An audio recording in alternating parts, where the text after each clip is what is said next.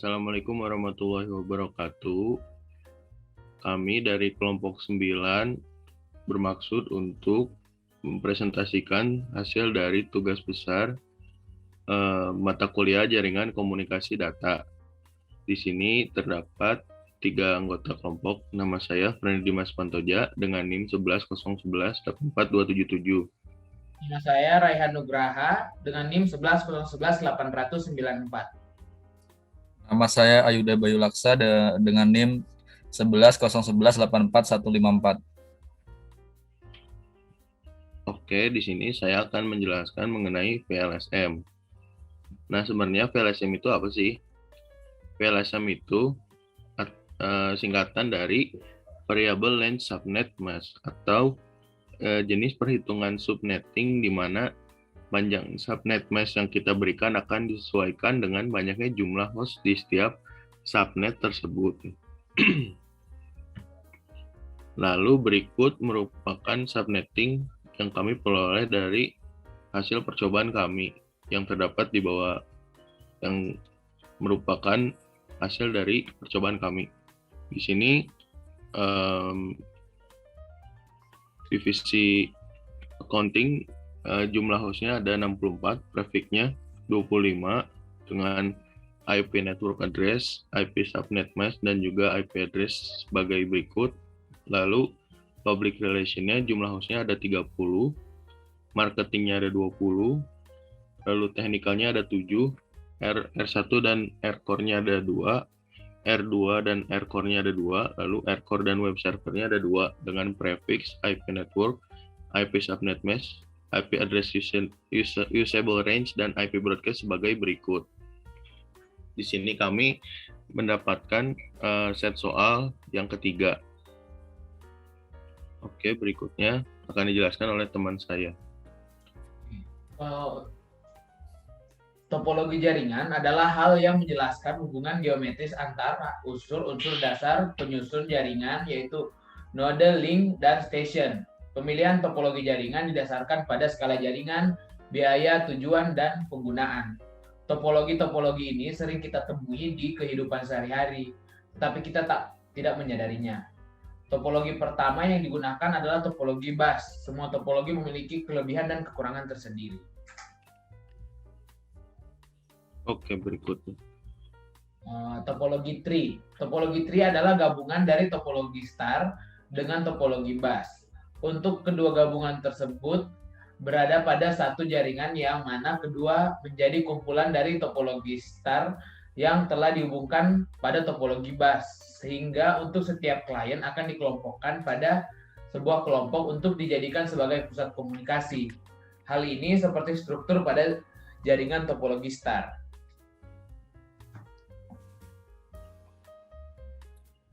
Oke, selanjutnya saya akan menjelaskan tentang topologi jaringan.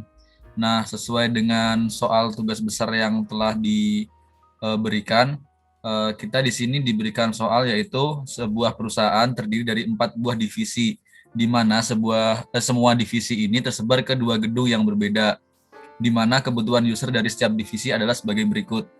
Yang pertama yaitu di gedung 1, terdiri dari divisi accounting, terdiri dari A PC host, kemudian divisi teknikal terdiri dari B PC host, kemudian yang kedua yaitu gedung 2 terdiri dari divisi PRC atau public relation, terdiri dari C PC host, kemudian divisi marketing terdiri dari D PC host. Nah, kemudian untuk di Cisco-nya sendiri untuk tugas besar kelompok kita bisa dilihat di gambar sebagai berikut sesuai dengan soal yang telah diberikan di atas.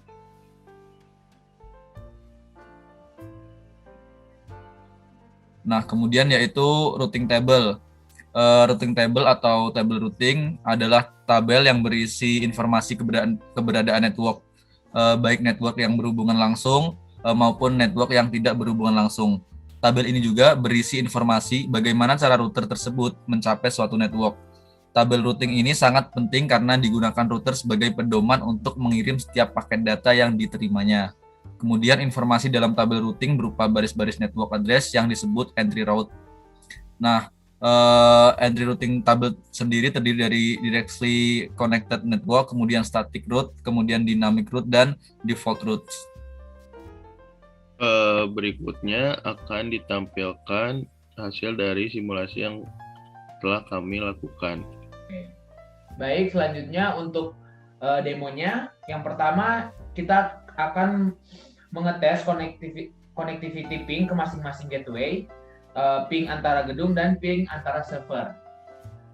Yang pertama saya akan coba ping antara PC akunting A dan PC akunting B. Di sini kita bisa melihat statusnya sukses ya, jadi berhasil. Terus kita coba dari technical A ke technical B, sukses. PR A, PR B, sukses. Marketing A dan marketing B, sukses.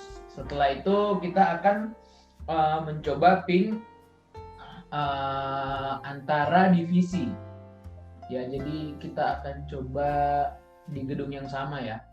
Pertama untuk akunting A ke technical A. Ya, sukses. Terus untuk B ke technical B, sukses juga. Terus kita akan coba yang PRA ke marketing A, sukses. Ya, ini juga sukses. Ini status sukses ini menandakan bahwa masing-masing PC bisa berkomunikasi. Selanjutnya untuk ping antara gedung.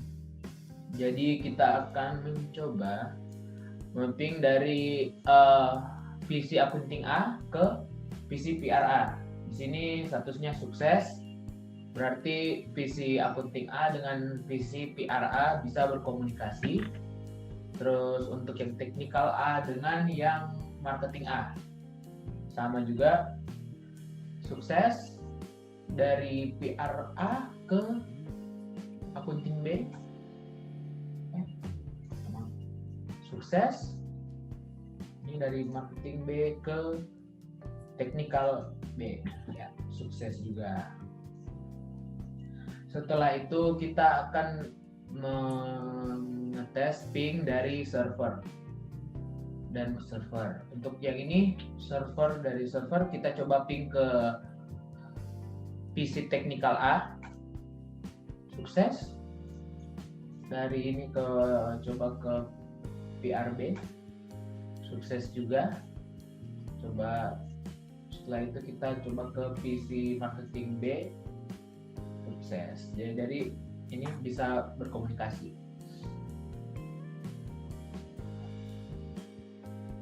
Demikian untuk tes connectivity ping ke masing-masing gateway. Selanjutnya akan dilanjutkan oleh teman saya.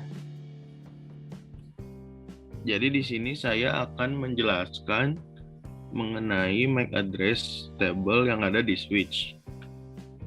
Di sini kita akan mengecek terlebih dahulu di switch yang B.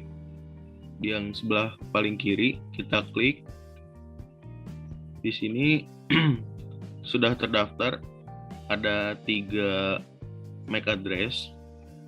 Caranya yaitu pertama-tama kita ketikkan enable, lalu setelah itu kita enter, lalu setelah itu kita ketikkan kembali show MAC address table, lalu kita enter dan hasilnya seperti ini. Ada 3 MAC address yang terdaftar. Namun jikalau yang terdaftar sebelumnya yang muncul adalah 1 MAC address, maka kita harus terlebih dahulu ping ke masing-masing komputer yang ada di server ini. Itu gunanya untuk men-trigger agar MAC address-nya bisa terdaftar di switch. Lalu berikutnya yang switch A, kita klik lagi, kita cek di sini, enable, show MAC address table. Di sini sudah terdaftar ada 3 MAC address. Lalu berikutnya yang di switch C, kita lakukan langkah yang sama.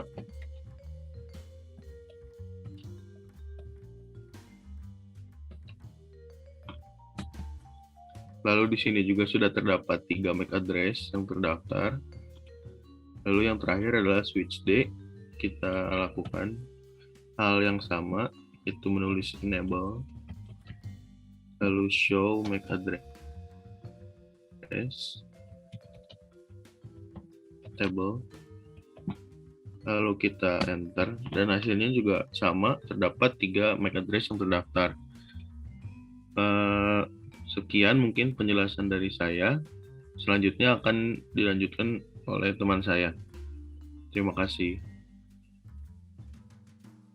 Oke, baik. Di sini saya akan mulai menjelaskan tentang demo dan penjelasan routing table di router. Yang pertama kita akan memulai di R1 di gedung 1, yaitu kita CLI, kemudian kita enter enable, kemudian show IP route. Nah, di sini sudah tertera ada 7 subnet, yaitu yang pertama di 192.168.10 terkoneksi, kemudian yang R kedua 192.168.10.128 terkoneksi via IP 192.168.10.210. Kemudian di R yang ketiga yaitu 192.168.10.160 via IP 192.168.10.210. Kemudian di C yang keempat yaitu 192.168.10.192 terkoneksi dengan baik. Kemudian yang kelima yaitu 192.168.10.208 terkoneksi dengan baik juga. Kemudian di R yang keenam yaitu 192.168.10.212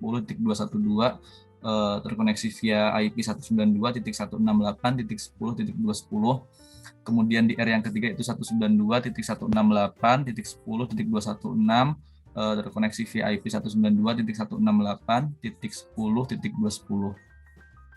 Kemudian setelah di router gedung 1, kita beralih ke router gedung 2. Caranya sama seperti yang tadi, yaitu CLI, kemudian enable, kemudian show IP route. Nah, di sini juga tertera 7 subnet dengan subnet yang berbeda, tentunya bentuk yang berbeda dengan gedung 1 yang tadi. Di R yang pertama yaitu 192.168.10 terkoneksi via 192.168.10.213. Kemudian C yang kedua 192.168.10.128 terkoneksi dengan baik. Kemudian C yang ketiga 192.168.10.160 terkoneksi dengan baik juga. Kemudian di R yang keempat yaitu 192.168.10.192 terkoneksi via IP 192.168.10.213. Kemudian di R yang kelima di 192.168.10.208 terkoneksi via IP 192.168.10.213. Kemudian di C yang ke-6 yaitu 192.168.10.212 terkoneksi dengan baik. Kemudian di R yang terakhir yaitu 192.168.10.216 via 192.168.10.213. Kemudian di yang terakhir di penjelasan routing table di router core. Oke, sama seperti tadi di CLI, kemudian kita enable, kemudian kita ketik show IP route. Nah, muncul lagi 7 subnet sebagai berikut. Yang pertama yaitu R 192.168.10.0 via router IP 192.168.10.209. Kemudian di R yang kedua 192.168.10.128 via IP 192.168.10.314. Kemudian di R yang ketiga yaitu 192.168.10.314 via IP 192.168.10.214, kemudian di R yang keempat yaitu 192.168.10.192 via IP 192.168.10.209. Kemudian di C yang kelima yaitu 192.168.10.208 terkoneksi dengan baik. Kemudian di C yang ke-6 yaitu 192.168.10.212 terkoneksi dengan baik juga. Kemudian di C yang terakhir yaitu 192.168.10.216 terkoneksi dengan baik juga. Nah, sekian penjelasan dari saya tentang routing kabel di router. Terima kasih. Baik, mungkin cukup sekian penjelasan dari tugas besar kami. Mohon maaf bila masih ada banyak kekurangan ataupun salah kata yang terucap. Kurang lebihnya mohon maaf. Wassalamualaikum warahmatullahi wabarakatuh.